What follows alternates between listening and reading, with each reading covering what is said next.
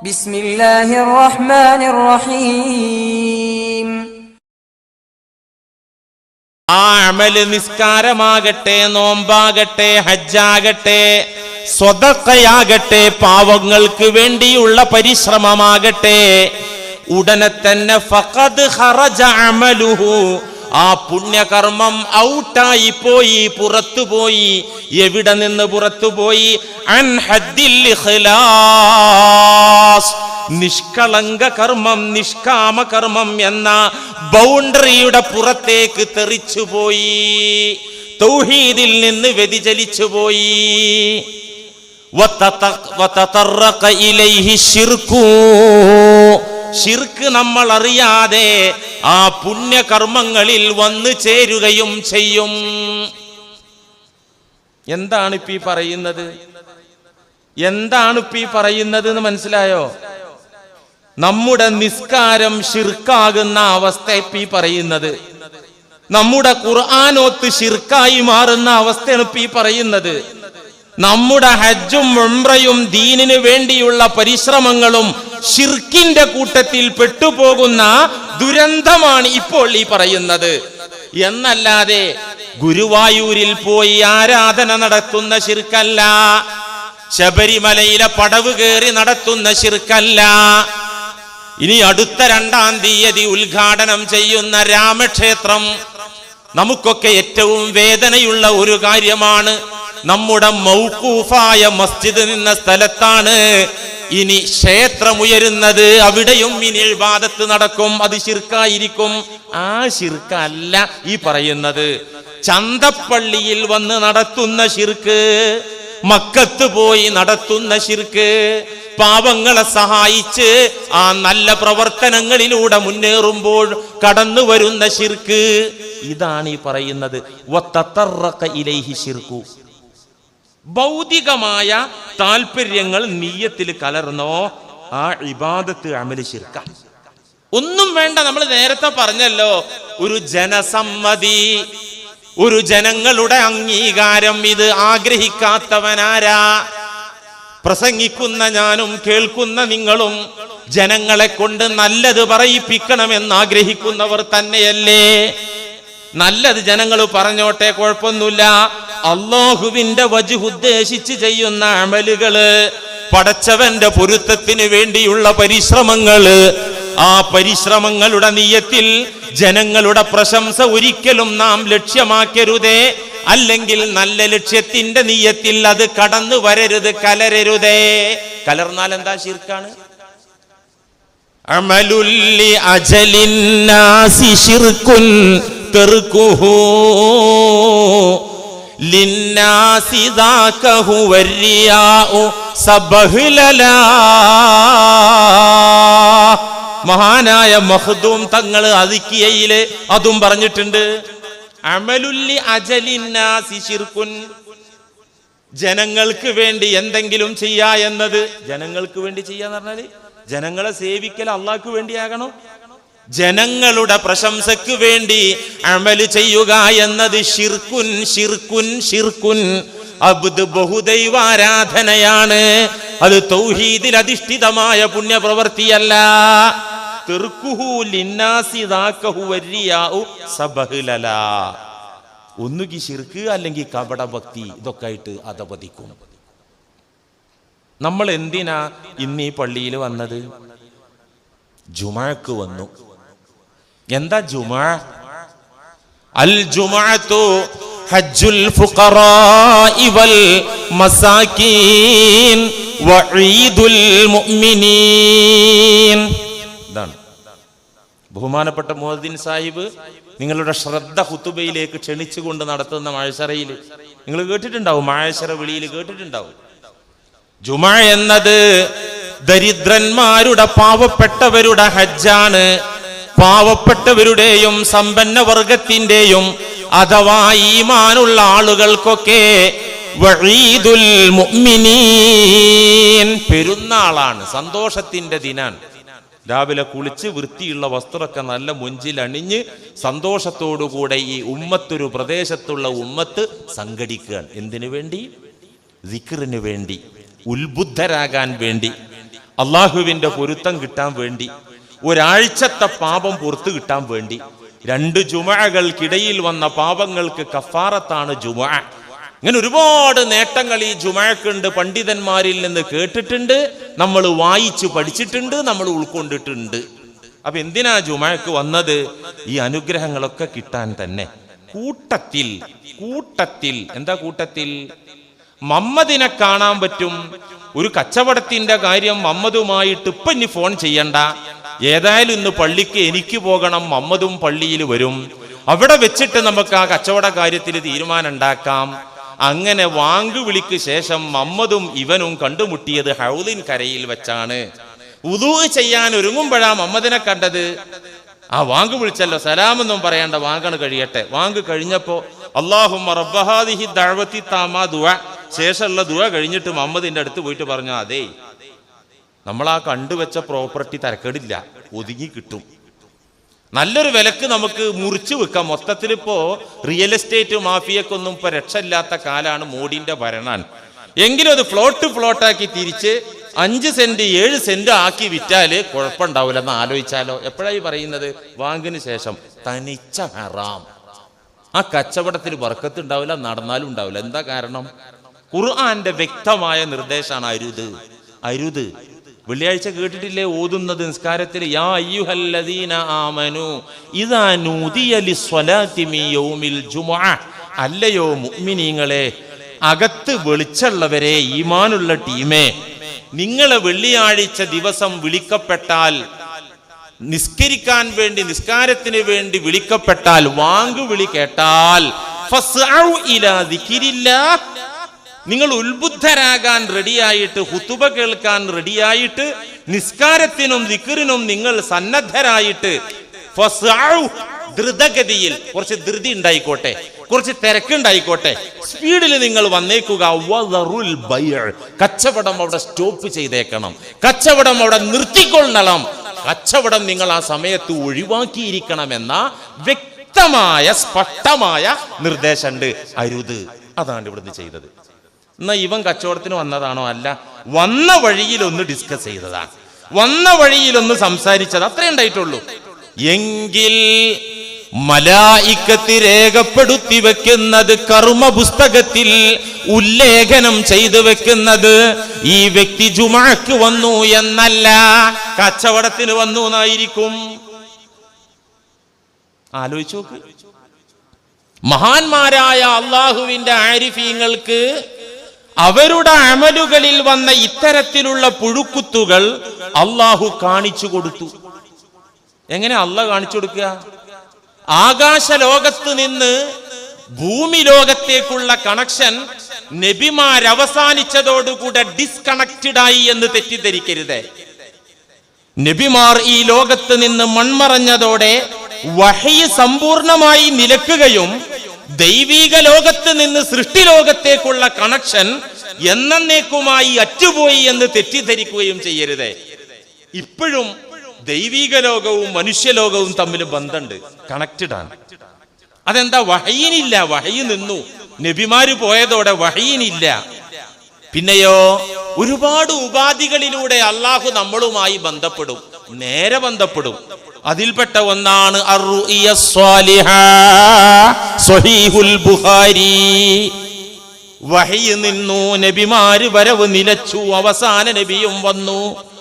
ഇനി അള്ളാഹുവുമായി ബന്ധപ്പെടാനുള്ള ഒരു മാർഗമാണ് അർറുഇയ സ്വാലിഹ, സത്യമായ സ്വപ്നങ്ങള്, യഥാർത്ഥ സ്വപ്നങ്ങള്, പുലരാനുള്ള കിനാവുകള് അള്ളാഹു ചിലർക്ക് കാണിച്ചു കൊടുക്കും. നാളെ എന്തുണ്ടാകും, നിന്റെ ഭാവി എന്താകും, ഉദ്ധാന പതനങ്ങളെ കുറിച്ചുള്ള സിഗ്നലുകള് അള്ളാഹു സ്വപ്നത്തിലൂടെ കാണിച്ചു കൊടുക്കും. സ്വാലിഹായ റുഇയകള്. അതുപോലെ അള്ളാഹുവിന്റെ ഇഷ്ടദാസന്മാർക്ക് കശ്ഫ്, ഇൽഹാമ്.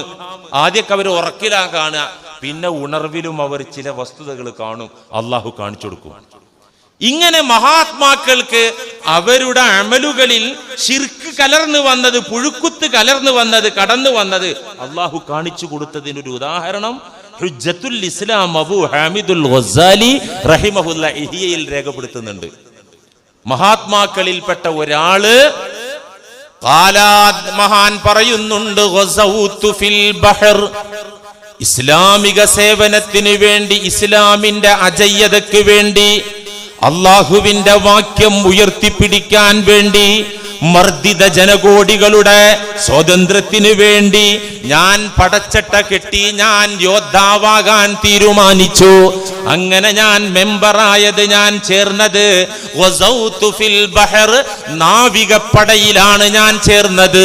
കടലിൽ യുദ്ധം ചെയ്യാനാണ് ഞാൻ തയ്യാറായത്. അങ്ങനെ നാവിക, ഇസ്ലാമിക പട്ടാളത്തിലെ നാവിക സൈന്യത്തിൽ ഞാൻ ചേർന്നു. ഒരു മഹാത്മാവ് പറയാൻ.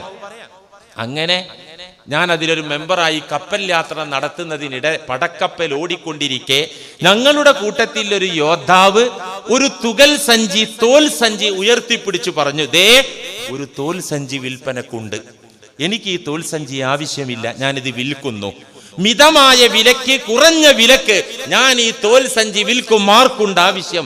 ആരാണ് ആവശ്യക്കാർ? മേടിക്കാം. ഒരു ഭടൻ, ഞങ്ങളുടെ കൂട്ടത്തിലെ ഒരു നാവിക ഭടൻ, അവന്റെ തോൽ സഞ്ചി ഉയർത്തി ഇങ്ങനെ പറഞ്ഞപ്പോ ഞാൻ ചിന്തിച്ചു. മഹാൻ പറയാണ്, അതിലൊരു മെമ്പറായ മഹാൻ പറയാൻ ചിന്തിച്ചു, അത് ചെറിയ വിലക്ക് കിട്ടുകയാണെങ്കിൽ തരക്കേടില്ല, വാങ്ങാം. വാങ്ങിയിട്ട് യുദ്ധസമയത്ത് എന്റെ ഭക്ഷണവും സാധന സാമഗ്രികളും സൂക്ഷിക്കാൻ ഒരു ബാഗ്, ഒരു സഞ്ചി ആവശ്യമാണല്ലോ, അത് മേടിച്ച് കളയാം. യുദ്ധാനന്തരം കരയിലേക്ക് അടുത്താൽ, പടക്കപ്പൽ കരയിലെത്തി വീട്ടിലേക്ക് പോകുന്ന നേരത്തെ ആ വീട്ടിലുണ്ട് സഞ്ചി, ആവശ്യമില്ല, ഈ തോൽ സഞ്ചി വിൽക്കാം, ലാഭം കിട്ടും. ഇവൻ പറഞ്ഞ വിലയേക്കാൾ ലാഭം ഈ സഞ്ചിക്ക് കരയിൽ കിട്ടും, കുഴപ്പമില്ല, ഇവിടത്തെ കാര്യം നടക്കും, ലാഭം കിട്ടും. ഫഷ്തറൈതുഹാ, ആ ഭടൻ ഉയർത്തിപ്പിടിച്ച, യുദ്ധത്തിനിടെ, യുദ്ധയാത്രക്കിടെ ഉയർത്തിപ്പിടിച്ച് കാണിച്ച തുകൽ സഞ്ചി ഞാൻ മേടിച്ചു. ഞാൻ എൻ്റെ ഫുഡും സാധനമൊക്കെ ആ സഞ്ചിയിലിട്ട് കപ്പലിന്റെ എന്റെ ഭാഗത്ത് ഞാൻ സൂക്ഷിച്ചു. പിന്നെന്താ ഉണ്ടായത്? ഫറഅയ്തു തിൽകൽ ലൈലാ ഫിന്നൗമി കഅന്ന ശഖ്സൈനി ഖദ് നസലാ മിനസ് സമാ. കുറേ ഞങ്ങൾ സമുദ്രത്തിലൂടെ യാത്ര ചെയ്തൊരു നിശ്ചിത സ്ഥലത്ത് നങ്കൂരമിട്ടു. സൈറൻ മുഴങ്ങി, അല്ലെങ്കിൽ അതിനുള്ള സിഗ്നൽ വന്നു, ഞങ്ങൾ അവിടെ നങ്കൂരമിട്ടു, ഉറങ്ങാൻ തീരുമാനിച്ചു. കുറച്ചാളുകൾ കാവൽ ഭടന്മാരായി നിന്നു. ഞാൻ ഉറങ്ങി വിശ്രമത്തിൽ, എന്റെ ഊഴം, വിശ്രമത്തിന്റെ ഊഴത്തിൽ ഞാൻ ഉറങ്ങി. ആ ഉറക്കിൽ ഞാൻ കണ്ട കാഴ്ച, കഅന്ന ശഖ്സൈനി ഖദ് നസലാ മിനസ് സമാ, രണ്ട് വ്യക്തികൾ ആകാശലോകത്ത് നിന്ന് എന്റെ നേരെ, എന്റെ മുന്നിലേക്ക് ഇറങ്ങി വരുന്നു. അത് മലക്കുകളെ അള്ളാഹു കാണിച്ചു തന്നതാകാം. മനുഷ്യരൂപത്തിൽ, ഉണർവിൽ തന്നെ മലക്കുകൾ വന്ന സംഭവം ബുഖാരി ഉദ്ധരിച്ചിട്ടുണ്ടല്ലോ. അള്ളാഹു എനിക്കൊരു ദൃഷ്ടാന്തം എന്നോണം ഉപരിഭാഗത്ത് നിന്ന്, വാനലോകത്ത് നിന്ന് രണ്ട് വ്യക്തികൾ എന്റെ മുന്നിലേക്ക് ഇറങ്ങി വന്ന് ലാൻഡ് ചെയ്ത് എന്റെ മുന്നിൽ നിന്നു. ഫഖാല അഹദുഹുമാ ലിസാഹിബിഹി, ഈ വന്ന രണ്ടു പേരിൽ ഒരാൾ തന്റെ കൂട്ടുകാരനോട് പറഞ്ഞു, ഉക്തുബിൽ ഗുസാത്ത്, ഈ പടക്കപ്പലിലുള്ള യോദ്ധാക്കളെ കുറിച്ചുള്ള വിവരങ്ങൾ കർമ്മപുസ്തകത്തിൽ രേഖപ്പെടുത്തിക്കൊള്ളൂ, സമയമായിട്ടുണ്ട്. മലക്കുകളെ തന്നെ കാണിച്ചെന്നത്. കിറാമും കാത്തിബീനായ മലക്കുകളെ കൂട്ടത്തിൽപ്പെട്ട രണ്ട് മലക്കുകൾ, അവരെ അള്ളാഹു കാണിച്ചു കൊടുക്കുകയാണ്. ഒരാൾ മറ്റേ ആളോട് പറയാണ്, മലക്കിനോട് പറയാണ്, ഉക്തുബിൽ ഗുസാത്ത, യോദ്ധാക്കളുടെ വിവരം എഴുത്. എപ്പോൾ വീട്ടിൽ നിന്ന് പുറപ്പെട്ടു, എന്തായിരുന്നു നിയ്യത്ത്, എന്തൊക്കെ പരിശ്രമങ്ങളിൽ ഏർപ്പെട്ടു, എന്തൊക്കെ ചിന്തിച്ചു, എന്തൊക്കെ ചെയ്തു, ഇതൊക്കെ ഒന്ന് രേഖപ്പെടുത്തൂ. രേഖപ്പെടുത്തുന്ന മലക്ക് ഫകതബ എഴുതാൻ തുടങ്ങി. ഫുലാനുൻ ഖറജ മുതനസ്സിഹാ, ഈ ഭടൻ ഒരു ഉല്ലാസത്തിനാണ് ഇറങ്ങിയത്, ഈ കപ്പലിൽ കയറിയത് ഒരു ടൂർ പ്രോഗ്രാമിന് പോലെയാണ്. യുദ്ധത്തിന് പോയാൽ ജയിച്ചാല് വലിയ ഗനീമത്തിൽ നിന്നൊരു വിഹിതം കിട്ടുമല്ലോ, പിന്നെ ഒരു ത്രില്ലാണല്ലോ യുദ്ധം. അങ്ങനെ ഉണ്ടല്ലോ ചില ആൾക്കാർക്ക്, സംഘടന ഒരു ത്രില്ലാണ്. ഇപ്പൊ ഞാനൊക്കെ എവിടെയും അടിപിടി കാണാൻ കഴിയില്ല, ഞാൻ തടിയപ്പോ. വാട്സാപ്പിലൊക്കെ ചില വെട്ടുന്ന, കുത്തുന്ന, ക്രൂരമായി അടിക്കുന്നതൊക്കെ നല്ല വിനോദം കാണുന്നത് പോലെ നോക്കി നിൽക്കുന്ന ആൾക്കാർ നമ്മളെ കൂട്ടത്തിലുണ്ട്. മനസ്സ് കട്ടില്ലാത്തവന് കാണാൻ പറ്റൂല. എന്നാ ഇത് നോക്കുന്ന ആൾക്കാരുണ്ട്, അവർക്ക് അത് ത്രില്ലാണ് കാണുന്നത്, അല്ലേ? ഇങ്ങനെയുള്ള അവസ്ഥ പ്രിയമുള്ള സഹോദരന്മാരെ ചിന്തിക്കണം. മുതനസ്സിഹാ, ഈ യുദ്ധമുഖത്തും അതൊരു ത്രില്ലായി കാണുന്ന മൈൻഡില് ഉല്ലാസത്തിന് പുറപ്പെട്ടു ഇവൻ എഴുതി. വഫുലാനുൻ ഖറജ മുറായിയാ, അപ്പുറത്തുള്ള ആ ഭടൻ കപടഭക്തി കാണിക്കാൻ, ഞാനും മുസ്ലിം ഉമ്മത്തിൽ കേമനാണെന്ന് കാണിക്കാൻ കപടഭക്തിക്കാരനായി യുദ്ധത്തിന് പോന്നതാണ്. മൂന്നാമത്തെ ആളെ കുറിച്ച് ഖറജ ഫുലാനുൻ താജിറാ, ഈ യുദ്ധമുഖത്തേക്ക് വന്നത് ബിസിനസ് മൈൻഡോടെ വന്നതാണ്, കച്ചവടത്തിന് വന്നതാണ്. വഫുലാനുൻ ഖറജ ഫീ സബീലില്ലാഹ്, നാലാമത്തെ ആളെ ചൂണ്ടിക്കാണിച്ച് ആ മനുഷ്യനെ കുറിച്ച് ഭടനെ കുറിച്ച് എഴുതി ഫീ സബീലില്ലാഹ്, അള്ളാന്റെ മാർഗത്തില്. നാലിൽ ഒരാള് സുമ്മ നളറ ഇലയ്യ, രണ്ട് മലക്കുകൾ, രണ്ട് അപരിചിതരാണല്ലോ വന്നത്, എന്നിലേക്ക് തിരിഞ്ഞു. എന്നിട്ട് പറഞ്ഞു, നിർദ്ദേശം കൊടുക്കുന്ന ആള് എഴുത്തുകാരനോട് പറഞ്ഞു, ഉക്തുബ് ഫുലാനുൻ ഖറജ താജിറ, ചങ്ങാതി കച്ചവടത്തിന് വന്നതാ, എഴുതി വെക്കുക. ഇച്ചങ്ങാതി കച്ചവടത്തിന് വന്നതാ, യുദ്ധത്തിന് എഴുതി വെക്കുക. ഉടനെ ഫഖുൽതു, ഞാൻ പറഞ്ഞു, അല്ലാഹ അല്ലാഹ ഫീ അംരി മാ ഖറജ്തു ലിയത്തജിറ വമാ മഈ തിജാറ വമാ ഖറജ്തു ഇല്ലാ ലിൽ ഗസ്വി. അല്ലാഹനെ സൂക്ഷിക്കണം എന്റെ കാര്യത്തില്, അല്ലാഹുവിനെ ഓർത്തുകൊണ്ട് ഞാൻ പറയട്ടെ, ഒരിക്കലും ഞാൻ കച്ചവടത്തിന് വന്നവനല്ല. വമാ മഈ തിജാറ, എന്റെ കയ്യിലൊരു ചരക്കില്ല, ഒരു മെറ്റീരിയൽ ഇല്ല, എന്ത് വിൽക്കാനാ ഞാൻ വന്നത്? എന്നെ കുറിച്ച് കച്ചവടക്കാരൻ എന്ന് രേഖപ്പെടുത്തി വെക്കുമ്പോ അള്ളാഹുവിനെ സൂക്ഷിച്ചു വേണം നിങ്ങൾ എഴുതാൻ. വമാ ഖറജ്തു ഇല്ലാ ലിൽ ഗസ്ബ്, അള്ളാഹുവിന്റെ മാർഗത്തിൽ പടച്ചട്ട അണിഞ്ഞവനാണ് ഞാൻ, എന്റെ ലക്ഷ്യം അത് മാത്രമാണ്. അതുകൊണ്ട് ബിസിനസ്സുകാരൻ എന്ന് എന്നെ കുറിച്ച് എഴുതരുതേ. അപ്പോൾ നിർദ്ദേശം കൊടുക്കുന്ന ആള് പറയാണ്, യാ ശൈഖ് ഇഷ്തറൈത അംസി മിഖ്ലാതൻ തുരീദു അൻ തർബഹ ബിഹാ. എടാ ചങ്ങാതി, നീ ഉറങ്ങുന്നതിന്റെ മുമ്പ് ഇന്നലെ ഒരു തുകൽ സഞ്ചി മേടിച്ചില്ലേ, ഒരു തോൽ സഞ്ചി വാങ്ങിച്ചില്ലേ? എന്തേന്ന് ലക്ഷ്യം? നാട്ടിൽ പോയിട്ട് വിറ്റാ പൈസ ഇട്ടുന്നല്ലേ എന്നോ ഉദ്ദേശം എന്ന് പറഞ്ഞപ്പോ ഫബക്കൈതു, ഞാൻ കരഞ്ഞു. ഉറക്കലാണെങ്കിലും കരച്ചിൽ നടക്കുമല്ലോ, കരഞ്ഞിട്ട് ഞാൻ പറഞ്ഞു, ലാ തക്തുബൂനി താജിറ, നിങ്ങൾ എന്നെ കുറിച്ച് കച്ചവടക്കാരൻ എന്ന് എഴുതി വെക്കല്ലേ. അപ്പോൾ ഒരു മലക്ക് മറ്റേ മലക്കിന്റെ നേരെ തിരിഞ്ഞിട്ട് പറഞ്ഞു, മാ തുരീദു, ഇപ്പൊ എന്താ ചെയ്യാ? നമുക്ക് കിട്ടിയ വിവരം അനുസരിച്ച് ഇവൻ കച്ചവടക്കാരനാ. അപ്പം ഇപ്പൊ പറയുന്നത് ഇങ്ങനെയാണ്. അപ്പൊ നിർദ്ദേശം കൊടുക്കുന്ന ആള് രേഖപ്പെടുത്തുന്ന ആൾക്ക് വിവരം കൊടുത്തു, ഉക്തുബ് എഴുതിക്കോ, ഞാൻ പറഞ്ഞുതരാം, അതിന്റെ മാറ്റർ ഞാൻ പറഞ്ഞുതരാം. ഫുലാനുൻ ഖറജ ഗാസിയ, ഒരു ചങ്ങാതി പടച്ചോനെ യുദ്ധത്തിന് വേണ്ടി ഇറങ്ങി. വലാകിൻ ഇഷ്തറാ ഫീ ത്വരീഖിഹി മിഖ്ലാതൻ ലിയർബഹ ബിഹാ, അങ്ങനെ യോദ്ധാവായി യുദ്ധത്തിന് അള്ളാന്റെ പൊരുത്തം കാംക്ഷിച്ച് ഇറങ്ങിയിട്ട് വഴിയിൽ അവനൊരു കച്ചവടം നടത്തിയിട്ടുണ്ട് ലാഭം കിട്ടാൻ വേണ്ടി. ഹത്താ യഹ്കും അല്ലാഹു ഫീഹി ബിമാ യറാ, അള്ളാഹു അവൻ ഉദ്ദേശിച്ചത് വിരിച്ചോട്ടെ, നടപ്പിലായിക്കോട്ടെ, നമുക്ക് രണ്ടും എഴുതി വെക്കാം. ഇതിപ്പോ ആരിഫീങ്ങൾക്ക് കിട്ടിയ വിവരം അള്ള മനാമിലൂടെ കൊടുത്ത വിവര. പാവപ്പെട്ട ചണ്ടികളായ നമുക്ക് ആന പോലെ വലുപ്പമുള്ള ജാതി ശിർക്ക് വന്നാൽ പോലും നമുക്ക് തിരിച്ചറിഞ്ഞോളന്നില്ല. അതിനിഗൂഢമായ ഈ അപകടം, ഇഖ്ലാസ് നഷ്ടമായ ഈ ചതിക്കുഴി അള്ളാഹു അവന്റെ ആരിഫീങ്ങൾക്ക് കിനാവിലൂടെയും അല്ലാതെയൊക്കെ കാണിച്ചു കൊടുക്കും. കൂട്ടരെ, നമ്മൾ എന്താ പറഞ്ഞത്? നമ്മൾ ചെയ്യുന്ന പുണ്യകർമ്മങ്ങളുടെ നിയ്യത്ത് ഭൗതിക കാര്യലാഭമായാൽ, അല്ലെങ്കിൽ നല്ല നിയ്യത്തോടുകൂടെ ഈ നിലവാരം കുറഞ്ഞ നിയ്യത്ത് കൂടിക്കലർന്നാൽ നമ്മൾ 1-ാം ക്ലാസ്സിൽ തന്നെ പൊട്ടി എന്നാണ് പറയുന്നത്. ഇത്ര ആഴ്ചയായിട്ട് പറയുന്നത് ഇതാണ്. എന്നാൽ മനുഷ്യന്റെ നേച്ചർ, പ്രകൃതി എന്താണ്? എപ്പോഴും ഭൗതികതയിലേക്ക് ചായുന്ന നേച്ചറാണ്, എപ്പോഴും ദുനിയാവാണ്. എങ്ങനെ നമ്മൾ ഇഹ്റാം കെട്ടി ഇറങ്ങിയാലും ദുന്യാവ് എന്ന അജണ്ട വരുന്ന ഒരു പരുവത്തിലാണ് നമ്മുടെ മനസ്സുള്ളത്. എങ്ങനെയായാലും നിസ്കരിക്കാൻ പോവാ. എന്താ നിസ്കാരം? അസ്വലാത്തു മുനാജാത്തും മഅൽ ഹഖി മഅ ഹുദൂരിൽ ഖൽബി മുൻഫസിലൻ അമ്മാ സിവല്ലാഹ്. ഇതാ നിസ്കാരം.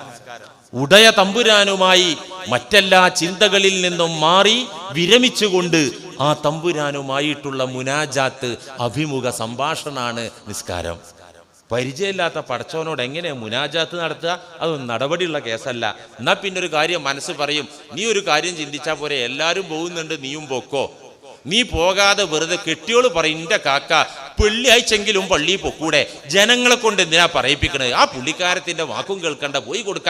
കൂട്ടത്തില് യോഗക്ക് പകരം നല്ലൊരു വ്യായാമം ഈ നിസ്കാരത്തിലൂടെ കിട്ടുമല്ലോ. മനസ്സ് പറയാ, മനസ്സിന്റെ ഭാഗത്ത് നിന്ന് ദുന്യാവിലേക്കാ പിടിച്ചോണ്ടുക.